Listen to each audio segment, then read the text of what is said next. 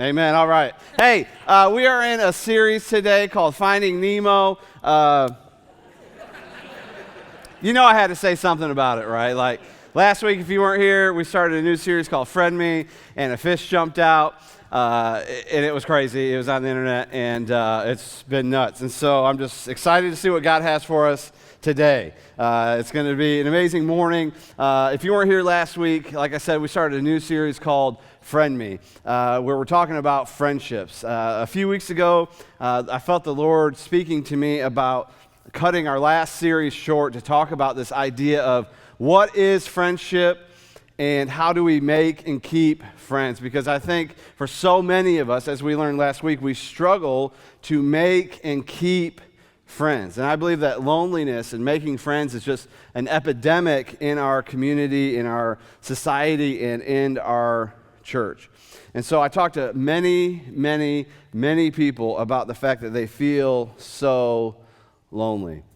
And I think a lot of it has to do with we've turned the word friend from a noun into a verb where you just go on Facebook and you click add friend and then bam, you're friends, where you can see someone else's page and they can see your page, but you don't really know them. They don't really know you, like they don't know your soul. And we talked about last week how the Hebrew word for friend is closely associated to the word secret, and I love that. And Jesus said in John 15 that I no longer call you servants, but I call you friends because I've shared everything with you.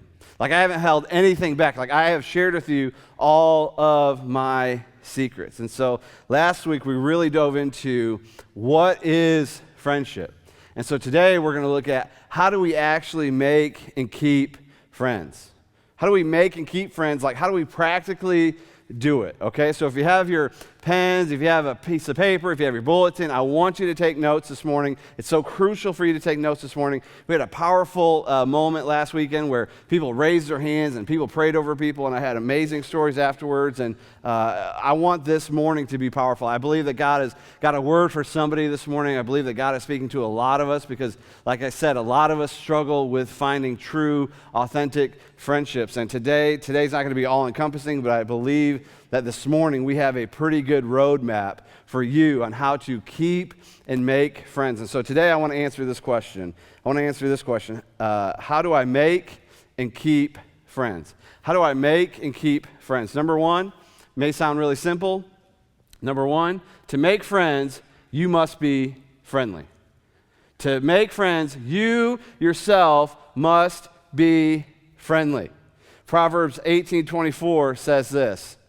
It says this, a man or woman who has friends must himself be friendly. If you want to make friends, you have to be friendly. If you want to make and keep friends, you yourself have to show yourself as friendly. And I know that's kind of a no-duh statement, but not a lot of things that are no-duh are so common today, are so easy, right? Like, that's a no-duh statement, but how many of us struggle to show ourselves as friendly? Like, I wonder how many of us are struggling to have friends because we are just not friendly. So let me just point out a few things. This one poll surveyed 2,000 people, and it showed that over half of those people were severely, desperately struggling to make friends, and they were severely lonely. It said that 81% of those surveyed said that they had no lasting long-term friendships. And so to make friends, one has to be friendly. So let me point out a few things. I want you to write it down, okay?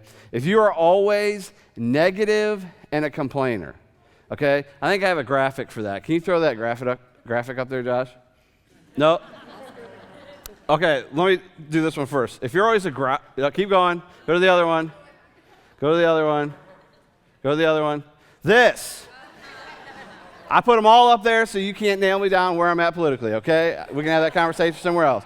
But if you're always negative and a complainer like these things, how many of you are sick of turning on the news because it's always negative? I mean, can we just be real? Like, you turn on the news and then you got to go take a Xanax because you're like, the world's going to end. You know what I mean? Like, holy smokes, can they just have one good story once in their life? And I'm talking about all of these things, ABC, CBS, all of them. You can, Barstools, if you don't know what Barstools is, it's You don't need to know what it is. Anyways, like, it's incredible. But how many of us, when we have friendships and we talk to our friends, we are like this. We're always negative and we're always complaining. Here's the thing. If we're always negative and we're always complaining, we're not going to have friends. People don't want to be around somebody who's always negative and complaining. Throw up the next one. You can throw up the downer or the donkey one. If you're always like this, if you're always a downer, this is Eeyore, okay, from Winnie the Pooh. You know, where he's always like, everything's terrible. I'm not going to make it. I'm probably going to die. Like, if your friendship always, if you're always reflected as Eeyore, people are not going to want to be around you. If you're always a downer, like, this stinks or this is not going to work out. If you're always a downer, people do not want to be around a downer. And so instead of being a downer, be positive. Don't be like Eeyore. Next one. Throw up the next one, the last one. We kind of gave them all away, Josh, but that's okay. This is another one. If you're always causing conflict or bringing problems, okay? Here's the thing. Like, if you're like construction, my wife's family lives on the north side of Chicago, okay? And we have to go through the middle part of hell to get to their house, okay? I'm not saying Chicago is hell. I'm just saying the road construction is like hell, okay? I've never been to hell, but I am assuming there's lots of traffic there. But like, how many of you have ever tried to go places and then you run into construction? It's a problem. How many of you have friends that are always bringing problems to you? Like, they never have a solution, but they're always bringing a problem. Hey, I saw that so-and-so is doing this. Like, I get this all the time, and God bless your hearts, whoever it is. But man, I have so many people who bring problems instead of solutions. If you have a problem, think twice before you come to me about it, because I'm going to say, are you a solution or not? Okay? Like, how many of us have people who just always bring problems and not solutions? And here's the deal, and this is the honest truth. If you're always bringing problems, if you're always causing chaos, you're not going to have a lot of friends. You're not going to have a lot of friends. That's just the truth, because people don't want people who are always bringing them problems. They don't want lots of road construction in their friendships. Okay, and I'm not saying that you can't talk to your friends about issues that are going on and pour out your heart. Like, that's not what I'm saying. But if the consistent thing in your life is always bringing problems, you're not going to have a lot of friends. If you want to make friends and keep friends, you be a solution to one of their problems. Here's another thing. If you want to advance in your job, go to your boss and start solving his biggest problem. Start fixing his biggest problem. Instead of always going to your boss with a problem, I have a problem, start going to your boss with, hey, I see this is bugging you. I see that this is a problem for you. Here's a solution. You want to get promoted? Start being a solution. Don't be the problem. Lastly, a grouch. People don't throw that grouch one. How many of us are this? Mr. Grouch, this is from Sesame. I know, I get it, Chris. I get it. I'm there sometimes. You know, like Oscar the Grouch. Always complaining, always grouchy. You know, how many of us have friends where they're scared to talk to us because it's like, man, what kind of mood is Adam in today? What kind of, you know, is he going to be nice? Is he going to be grouchy? Is he going to be complaining? And that's the thing. People don't want to be around someone who is always grouchy. And so is that you this morning? Are you always a complainer? Are you always negative? Are you always a downer? Are you always causing conflict? Are you always bringing problems to people? And if that's you, it's going to be very hard for you to make friends. It's going to be very hard for you to make friends if you're not willing to shift and start moving in a positive direction in your mind. Dale Carnegie, who I think I talked about last week, he wrote a book, How to Make Friends and Influence People. An amazing book. He wrote it back in the 60s. Amazing book. If you haven't read it, I would encourage you to pick it up. He has a quote that I'm going to read to you. He said, "Personally, I am very fond of strawberries and cream, but I have found that for some strange reason, fish prefer worms. So when I went fishing, I didn't think about what I wanted. I thought about what they wanted. I didn't bait the hook with strawberries and cream. Rather, I dangled a worm or grasshopper in front of the fish and said, 'Wouldn't you like to have that?' Why not use the same common sense when fishing for people?" So if you want to make friends, be encouraging, be loving, be the type of person that you would like to be around. Be the type of person that others love to be around? Don't you have someone in your life where you're around them, you just feel better about yourself, you just feel better about life? Like, I have people in my life that I'm around them, and I'm just like, man, I just feel so much better about myself. I feel so much better about the world. Like, that's the type of people that I want to be around. People that they acknowledge the problems, they acknowledge what's going on, but it's like, hey, there could be something positive happening out of this. God could be bringing good out of this bad situation. But the people that are always negative and always bringing me down, man, those are just people that I don't want to be around. So do you have people in your life that you just love to be around? If you want to make friends and you want to keep friends, be a friend that people love to be around. It may sound like I'm oversimplifying, but to have friends, this is a no-dust comment, but to have friends, you yourself have to be friendly. Amen? You with me? I need a little bit more. Okay, let's go. Number two, friendship is mutual pursuit. If you want to make friends and keep friends, then you have to pursue each other. Lisa Turkhurst, in one of her books, I can't remember the name of it, she talked about having this frame of mind of when you walk into a room, don't have the mindset of here I am, but rather there you are. So when you walk into a room, instead of just expecting everybody to rush to you and you sit in the corner and just wait, she says, have the attitude of, I'm going to pursue that person. I'm not going to wait for them to come up to me. I'm going to run up to them, to that person. And so friendship is mutual pursuit. Don't let your friend always text you, always call you to set up a time. How about you set up a time to hang out? You set up a time to get coffee. You set up a time to go out for dinner. I want you to write this down. If the relationship relies on one person pursuing the other, it's not friendship. If the relationship relies on one person pursuing the other, it's not a friendship. So I'm big into illustrations, and so I want you for a moment to picture magnets. Y'all, raise your hand if you've ever used a magnet before. If you haven't, you're lying. That's fine. So these are magnets, okay? They have a positive side and a negative side, okay? And what you do, like you put the positive and negative together, and they stick. You see how that happens? Like positive, negative, and stick. Okay, when you try to go the other way, you can't feel it, but it's like it's pushing each other, okay? Now, when we talk about magnets getting pulled together, we don't say that the negative pulls the positive or the positive pulls the negative. No, we say that they are pulling towards each other, that they're pulling towards each other with the same amount of force. Both sides of the magnet are equally attracted and pushed and pulled towards each other. If this magnet is always trying to pull here, or this is trying to pull here, it's not going to work. But they are mutually, you see this? They are mutually pulled towards each other. And so it works. And so should it be with our friendships, that we should both be pursuing each other. Genuine friendships occur this way, where there's mutual friendship, there's mutual pursuit of each other. Both sides have to pursue each other in order for there to be authentic relationship and friendship. What do you do? What do you do if you're the one always being pursued? Because there's people in this room where you're the friend that doesn't text back very well, okay? You're the friend who never sets up the coffee date. You're the friend who doesn't set up the dinner.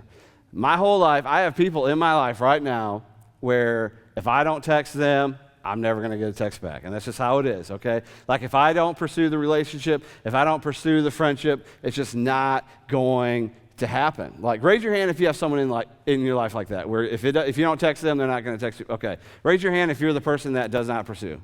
Okay, good. There's some honest. Okay, thank you. I was looking at my wife over there. So it's hard. And so what do you do? Because some of us are naturally just amazing in the moment people.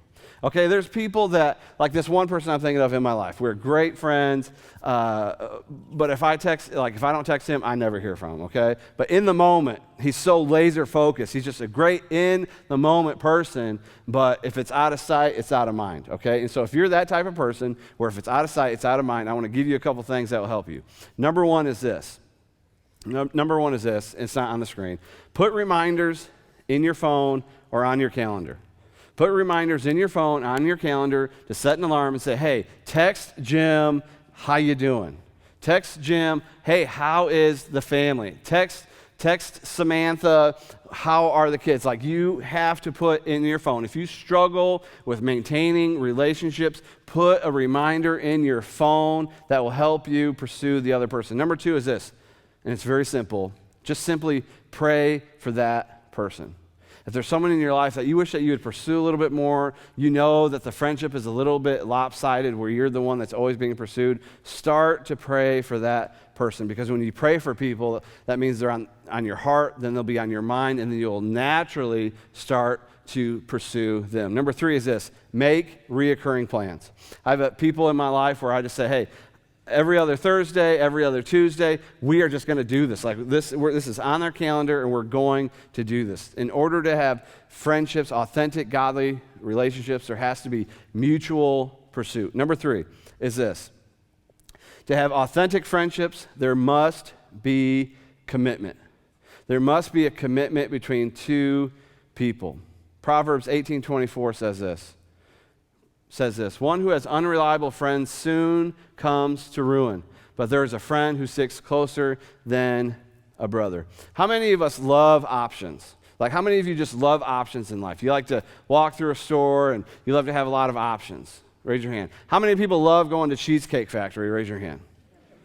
Okay, Cheesecake Factory causes me an extreme amount of anxiety, okay? That menu is like that big, okay? And there's just too many options. Like, the waiter will keep coming back and say, hey, what would you like to order? I'm like, I don't know. I'm halfway through the menu, and I just got through the Mexican food, okay? I don't know what you serve. You have Thai food, Chinese food, Mexican food, Italian food. Like, what kind of restaurant are you? And then there's cheesecake. What does that mean? Like, there's so many different options that it is hard to make a decision. And that's how a lot of us are with our friendships. We have so many different options that it's hard for us to commit. And so can I just say this lovingly as possible, but I believe it's deeply true. You are not going to be good friends with people if you continue to make them feel like they're just another option. If you have people in your life where they feel like you're just another option, they're just another option in your life, you're not going to have deep, lasting friendships. People can feel that, right? Like when someone texts you, or when you text someone else, say, hey, you want to come over, blah, blah, later, and they're like, well, I have to check. Like, you know what it feels like when someone makes you feel like you're just another option. And it's really hard to become close and deep and bear each other's soul when you feel like an option to people. You know what I really, really dislike? Let me just bare my soul with you for a second. What I really dislike is, since I'm kind of like the person that likes to pursue relationships and always kind of like set things up, is when like I'll invite someone to something, say, hey, I'm having a Super Bowl party tonight. And the person will text back like, who else is going? Does anybody else absolutely hate that? Like, raise your hand. It should be enough that I'm there, right? Like, hello? Like, I'm inviting you. Who cares who else is going? I'm going to be there. Raise your hand if you've ever done that so we can judge you real quickly. I'm kidding. Don't raise your hand. I'm kidding. That is so frustrating because that's happened to me my entire life. It's like, maybe. I'd like to come, possibly. Who else is going to be there? Let me check my calendar. Let me check my schedule. The thing is, like we talked about last week, we all have FOMO. We have the fear of missing out, and we're worried that if we commit to this, then we're going to miss out on something better later. And so we continue to miss out on great friendships because we have the fear of missing out. I want you to write this down because I think it's so true. If we continue to be non-committal, then we will continue to be lonely. If we continue to treat our friends like they're just another option, if we continue to be non-committal, we will continue to be lonely. And so I urge you to start committing to friendships. Start committing to plans. Don't cancel when it's a half hour before you're supposed to be there. That's not what friends do. If you say you're going to do it, do it. If you say you're going to show up, be there. That's what real friendship, real godly friends do, is they commit to each other. Proverbs 17:17 says this: a friend loves at all times, and a brother is born for a time of adversity. It doesn't say a friend loves when it's convenient. It doesn't say that a friend loves when other people that they want to be there shows up. Like, a friend loves at all times. And so commit to those people. Commit to your friends, saying, I'm going to be there. I want you to think about your friendships in terms of a covenant versus a contract. A contract says, I'm going to do this, and you're going to do this, and if there's a part that I don't like, then we can just rip up the contract and it's over. But a covenant is saying, I'm going to commit to you no matter what. Whether things get tough, whether things get rough, whether there's disagreements, I'm going to stick to this. I'm not just going to bail when it's inconvenient. I'm not going to bail when we have an argument. I'm going to stick to this because you're my friend. That's what real, authentic, Jesus people relationships do, is they commit to each other. Number 4, authentic friends are made face to face. I know that's weird, but authentic friends are made face to face. Exodus 33 says this: the Lord would speak to Moses face to face as one speaks to a friend. Think about that. Moses would talk to God face to face like someone would talk to a friend. Now, I'm not saying you can't keep up with friendships over Skype. Like, they go away to college and you're at another college and you're FaceTiming and you're FaceTiming your family. Like, that's great. Like, that's a great way to keep up. But you don't make friends that way. Like, you don't make friends on the internet messaging each other on Facebook. Like, that's not how deep, long-lasting friendships are made. They're made face to face. So what we all need, this is corny, and this is corny on purpose so you'll remember it, but we all need more FaceTime. Okay? You know what FaceTime is? Y'all got a phone? Like, you know how you FaceTime people on a phone? But what we really need is FaceTime. You know what I'm saying? You guys understand what I'm saying? You need FaceTime with people. Because when you're texting people, when you're just talking with people, like, you can't really see what they're feeling. You can't really understand, like, exactly what they're saying. Like there's something to being face to face with somebody. There's something about being there in person. It shows a commitment. It shows a deeper level of friendship. And I'm not saying that you can't sometimes FaceTime and Skype and stuff, but real friends are made face to face.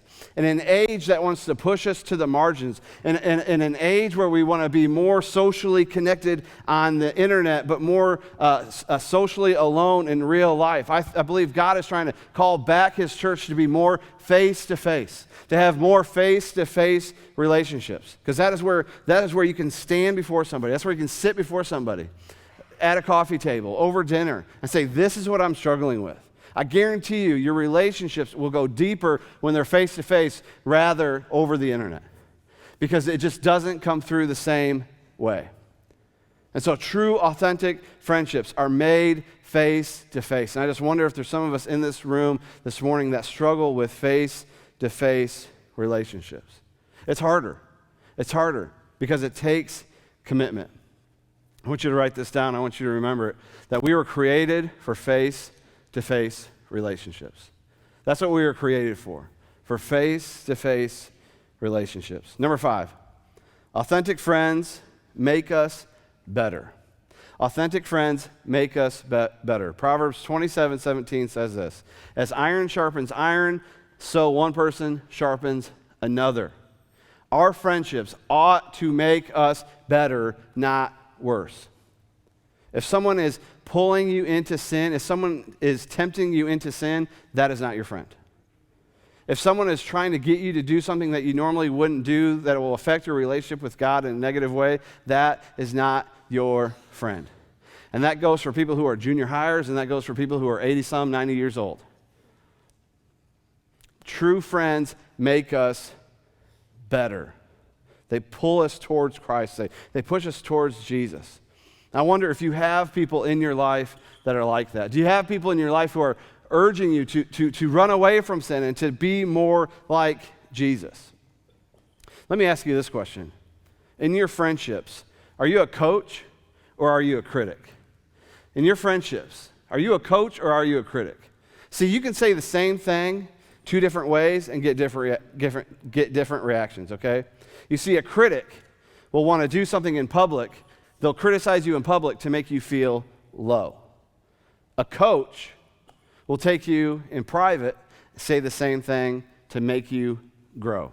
A critic wants to make you feel low. A coach wants to help you grow. And so in your friendships, are you a coach or are you a critic? How many of you have critics? Raise your hand if you have critics in your life. I got a couple. I want to be a coach. I don't want to be a critic. I want to bring people aside and I want to say, hey man, like as iron sharpens iron, I see this in your life and you have so much potential in this area, but we got to work on this area. I don't want to be a critic where I just easily just spout something off in public, make somebody feel down about themselves. That's not what real, authentic relationships do. So I think a lot of us have to look deep down into our hearts and say, am I really a coach or am I a critic? Number 6. This is the last thing. Great friendships involve risk. Great friendships involve risk. Risking means making a sacrifice.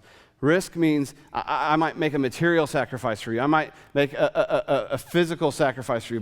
But true friendships involve risk. Many of you know the story of King David, and you know his story where he was a shepherd boy, and Saul was tormented by these evil spirits, and they called for David, and David played his guitar or whatever he played, fiddle or something, I can't remember, and he would play, and it would make Saul feel so much better. And a lot of you know the story about David when he was a young boy, and he killed the giant Goliath, and in that moment, Saul was so excited, and in that moment when David killed Goliath and he showed himself in front of King Saul, there was another person there that was standing there, and his name was Jonathan. Now, Jonathan was King Saul's son. And it says in Scripture that Jonathan and David instantly became friends. There was something about their relationship, their friendship, that in that moment, that Jonathan saw what David did, and they became best friends. And many of you might know the story that Saul started to become jealous of David. Like David was anointed king by Samuel, but he wasn't king for, I think, 14 years after that. And so Saul had David go on these missions, and he was conquering people, and he was winning his wars, and people were singing these songs that Saul has slain his thousands, but David is tens of thousands. So Saul became more and more anxious about David. He became more and more jealous of David. And so he set out to kill David, which greatly made Jonathan distraught.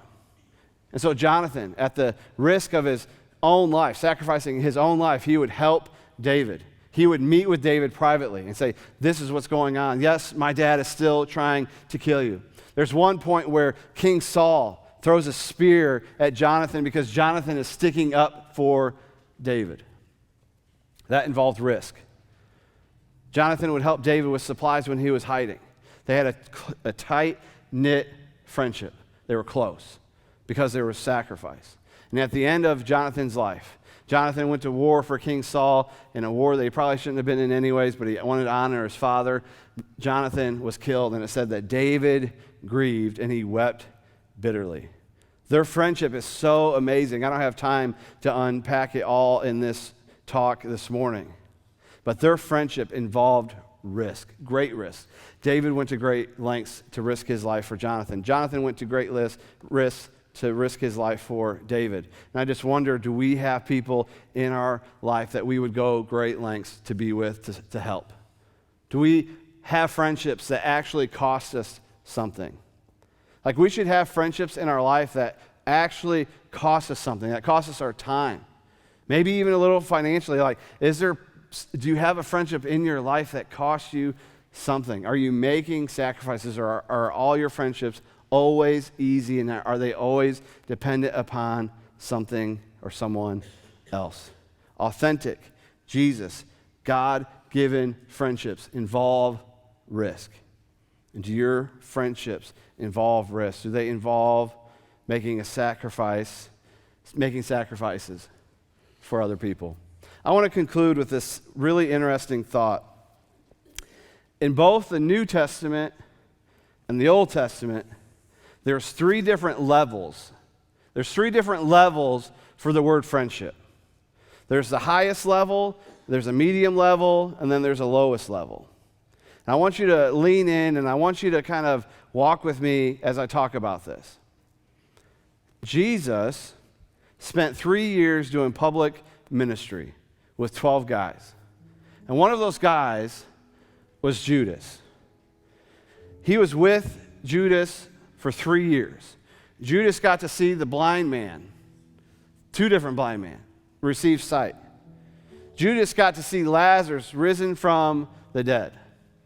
Judas got to be privy to all of what Jesus did. Yet one night, Judas makes this decision that he's going to betray Jesus.